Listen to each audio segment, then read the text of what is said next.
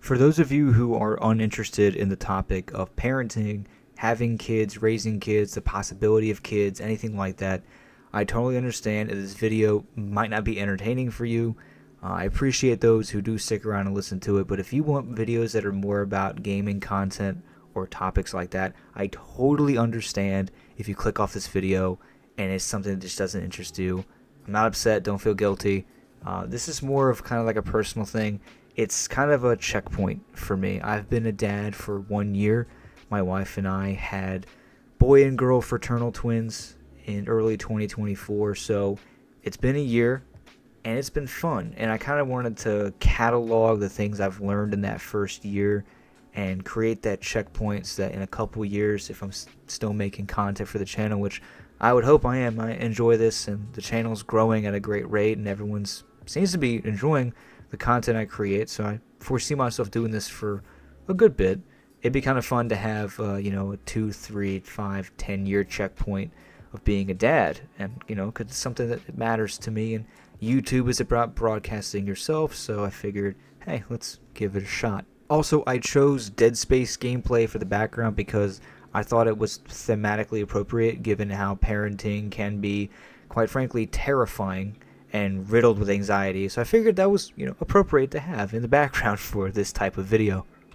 So I've written down a couple of things that I've learned over the first year of being a dad. First and foremost is how to power nap.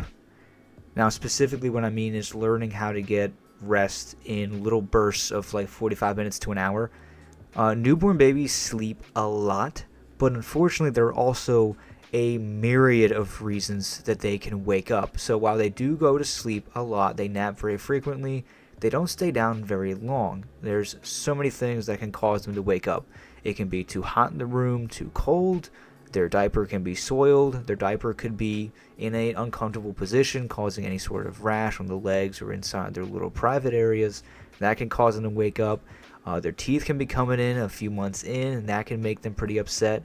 And the biggest thing that I found was that newborn babies have very little motor function of their arms and legs at first as they learn to use those muscles. So when they're sleeping, if they catch their arm or lay on their arm in like a certain uncomfortable way, when we're adults, we can just kind of in our sleep adjust if like our shoulder gets sore or we like lay on our hand till it falls asleep or something. Newborns can't do that, so if they pin their arm in a certain way, they will freak out until you come in and physically readjust them. That's a big thing.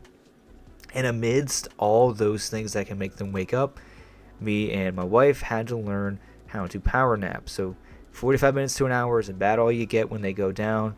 Try to just get as much sleep as you can, and when you get up, don't get mad, don't get upset, just go solve the problem and see if you can get them back down again, and if not, move on and try to get them down for the next nap time. It's a hard thing to get down when you have a sporadic sleep schedule. If you haven't had them yet, or you're going to soon, like you just found out, I advise you guys get as much sleep as you can now, because you're not going to in the future.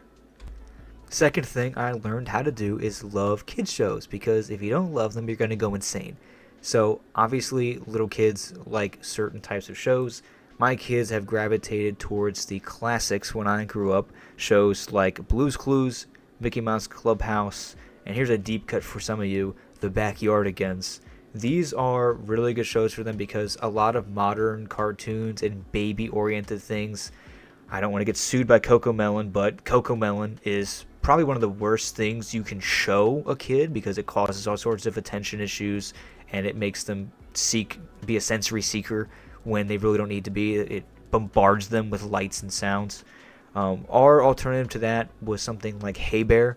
That channel has been a massive savior. Oh god, the dancing fruit, such a big deal. And also to a lesser extent Miss Rachel. She and her videos have helped a good bit, especially when they're eating. Teaching them signs and stuff like that. The babies actually did learn some signs from Miss Rachel, so I appreciate that as well. Another thing I learned how to do was change 2 poopy diapers at the same time. This is more geared towards parents who have twins or triplets. There's going to be that perfect storm where they both go to the bathroom at the same time and the other partner of yours, your spouse, might be sleeping. You don't want to wake them up, or they went to the store to get more diapers and more wipes and more formula or more gripe water, stuff like that. So you're going to have that perfect storm where they both crapped, they're both overflowing, it's up both of their backs, it's down both of their legs, it's all over the bed, it's all over the onesie, and you got to change them both. That's happened 2 or 3 times. Obviously now that they're a little bit older it doesn't, but during the newborn stage when poop is mostly liquid, dear God, that was not a pleasant experience. So that was fun to learn how to do.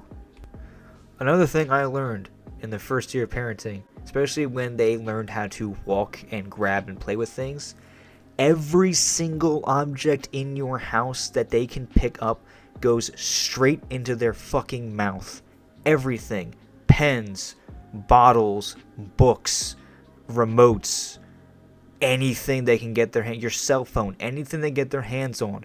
The first thing they do after visually inspecting it is put it straight into their frickin' mouth, and they nom and gum all over it. So keep the floors clean, child-proof everything you can, watch what they grab, because even if it's something as simple as your phone, they're going to grab it, they're going to slobber all over it, or in my case, crack my phone's screen protector because they picked it up and then threw it across the room. Kids are a lot stronger than they know at this stage, which is why you have to make sure they don't accidentally scratch themselves or accidentally break something by throwing it. They're a lot stronger than they look in the newborn to toddler stage. So that's one thing I learned. Everything they pick up goes in their mouth. Keep an eye on them. Another thing I learned is that you need to make time for your spouse. Kids are 100% first priority. But if you don't make time for you and your partner, it's going to crumble. You got to take time for yourselves. I know it's difficult, especially for mom in the first year. As she carried them, she has a special connection to them that us dads, while we are very close to our kids, can never fully understand. Growing human beings inside of us, we will always be a little bit more distant to the kids than the mother can be, because she literally grew them inside of her. It's one of the most beautiful miracles of life and God's creation I've ever seen. Witnessing it firsthand was an absolute privilege, and I was so happy to see them be born and be healthy and articulate and look around the room and everything like that. So make time for the two of you while you can. Go out for date night, have some close friends, someone you trust or family, watch them. Just make time while you can, because if you don't prioritize that, the two of you are just going to feel like glorified roommates that are taking care of two monsters, and the relationship might start to get a little rocky at that point. Speaking of the family and friends, though, another thing I learned is how to love unsolicited advice. It's going to happen, especially if you're a first-time parent, especially if you're starting with two at once. You're going to have a lot of folks who are friends or family who, even if they don't have kids, will still just feel the need to constantly give you unsolicited or unwanted advice. Try to understand that they're coming from a place of love and a place of caring. Most of the time, anyone giving you this advice, it's because they care about you and they want you to succeed. And if they don't have kids and they're still giving advice, they want to contribute because either they were a friend of yours before and they still want to be a part of your life, or they're family and they feel obligated to help in some way. 99% of the advice is from a place of love. Some folks are more hypocritical and, overbearing with how they do things. They try to, relive youth through you. Most of the time, though, it's just because they care. So try to take that on the chin and learn that, family and friends give unsolicited advice from a place of love. Next thing, for twin parents, double everything. When you go to the store, buy double of everything. If you think you bought enough applesauce pouches, no, you did not. If you think you have enough diapers, you don't. If you think you have enough wipes, you don't. If you think you have enough bottles, binkies, toys, you do not. If you buy one of a particular type of toy, buy two and get them in different colors, because by God, if you only buy one, they're going to fight over them. There's so many things we had to learn to buy two of every time we go to the store. So it's kind of just become a double or nothing scenario every time we go somewhere. That's really more for twin parents, and those who have more than one kid at a time understand that you're buying from more than one mouth. So you have to recalculate the amount of things you get while you are at the store. The second to last thing here is probably one of the most important things as well. Learning to trust your own instincts. there is generations of biological and instinctual ancestral DNA inside of you that will trigger. At first, you might not think you know what you're doing, but I promise you, in a situation where something goes wrong or something threatens those children, it will activate. Trust your instincts. All of your experience from those who came before you is in your DNA, and it will activate. Everyone makes jokes about when Mama Bear comes out. Papa Bear comes out too. And you might not know it, but your fight or flight will trigger, and you'll find out just how much you care about those kids the minute something threatens them, or the minute you see something doing something to them they should not be doing.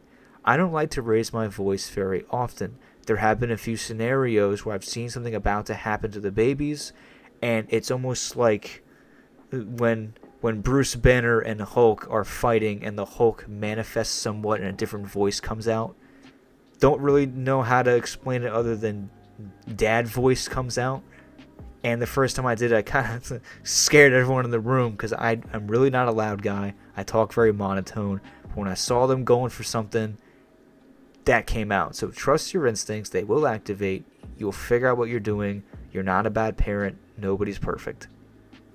And the final thing going into nobody being perfect, I'm still learning. New parents, you're never going to stop learning. That's a big thing too. We can kind of talk about what we know and get a little high horse and prideful and think we know everything. We never stop learning as parents. It's going to be a lifelong journey between the two of you. Even when they're 18 and out of the house, there's always going to be something you can learn from them or when you're dealing with them. It's a lifelong journey, and I'm really grateful to have that aspect of my life going so well. My children, I'm very grateful for their health, and there was no birth defects. There's been no issues with them gaining weight, walking. They were in the 10, 11 percentile. They're very high in terms of their food intake. They rarely have problems eating. They really didn't vomit that much either, which I'm apparently very lucky that our newborn stage was mostly poo-poo, because apparently the vomiting was a big issue for some other folks in the family and others that I've met who also had babies or twins. So it has been fun. So there it is. There's my 1-year dad checkpoint of what I've learned. And like I said, for those of you who made it through this video, even if you don't care about kids, I appreciate you. This channel means a lot to me, and everyone watching it does too. So you guys are kind of with me on this being a dad thing, and when the kids get older, maybe I can include them in some content. I think that'd be kind of fun to have it turn that way, but we'll have to see how things go. And maybe I'll see you guys in Dad Checkpoint Year 2. Expect regular videos to still go on with the channel, but I might do a few more of these Gamer Dad Checkpoints. I think it's a fun thing to do. So I appreciate you guys watching. Hope you guys have a good day. And here's to another year of being a dad. You guys have a good one.